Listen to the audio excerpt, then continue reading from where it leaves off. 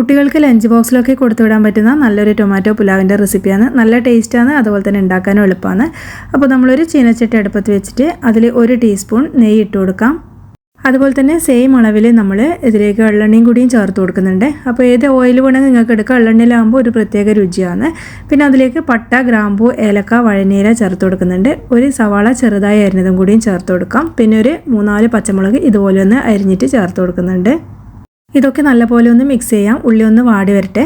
അതുപോലെ തന്നെ പട്ട, ഗ്രാമ്പു ഇതിൻ്റെ അളവൊന്നും കൂടിപ്പോകരുത്. 1, 2 അങ്ങനെ ചെറിയ ചെറിയ പീസ് മാത്രമേ എടുക്കാതെ കേട്ടോ. ഒരുപാട് അളവ് കൂടിപ്പോയി കഴിഞ്ഞാൽ കയ്പ്പ് ടേസ്റ്റ് ഉണ്ടാകും. അതുപോലെ തന്നെ 1 ടീസ്പൂൺ ഇഞ്ചി വെളുത്തുള്ളി പേസ്റ്റും ചേർത്തിട്ട് പച്ചമണം മാറി വരുന്ന സമയത്ത് ഒരു ചെറിയ കഷ്ണം തക്കാളി ഇതിലേക്ക് ചേർത്തിട്ട് ഉപ്പും കൂടിയും ചേർത്തിട്ട് നല്ലപോലെ ഇതൊന്ന് വാട്ടിയെടുക്കാം.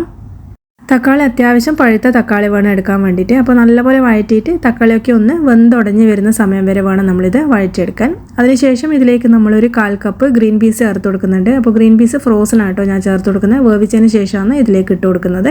അതും കൂടി ചേർത്തിട്ട് എല്ലാം നമുക്ക് നല്ലപോലെ ഒന്ന് മിക്സ് ചെയ്യാം. അതിനുശേഷം നമ്മൾ ഒരു ചെറിയ തക്കാളി അരച്ചിട്ട് അതിൻ്റെ പേസ്റ്റും കൂടി ഇതിലേക്ക് ചേർത്ത് കൊടുക്കുന്നുണ്ട്.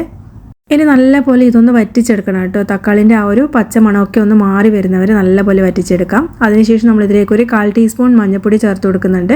അതുപോലെ തന്നെ 1 ടീസ്പൂൺ മുളക് പൊടിയും ചേർക്കാം. പിന്നെ 1 ടീസ്പൂൺ മല്ലിപ്പൊടിയും കൂടിയും ചേർത്ത് കൊടുക്കാം. എന്നിട്ട് പൊടികളെ പച്ചമണം മാറി വരുന്നവരെയും അതുപോലെ ഈ ഒരു തക്കാളിൻ്റെ പച്ചമണം മാറി വരുന്നവരെയും നല്ലപോലെ ഒന്ന് വഴറ്റിയിട്ട് ഇതൊന്ന് വറ്റിച്ചെടുക്കണം.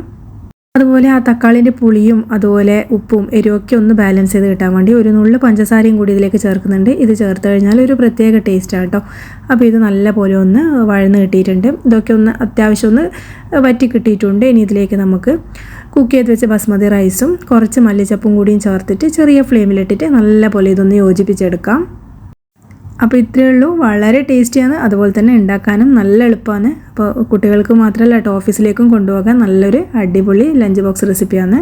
അപ്പോൾ വീഡിയോ ഇഷ്ടമായാൽ ചാനൽ ലൈക്ക് ചെയ്യാനും സബ്സ്ക്രൈബ് ചെയ്യാനും ഷെയർ ചെയ്യാനൊന്നും മറക്കരുത്. അടുത്ത വീഡിയോയിൽ ഇനി വീണ്ടും കാണാം. താങ്ക്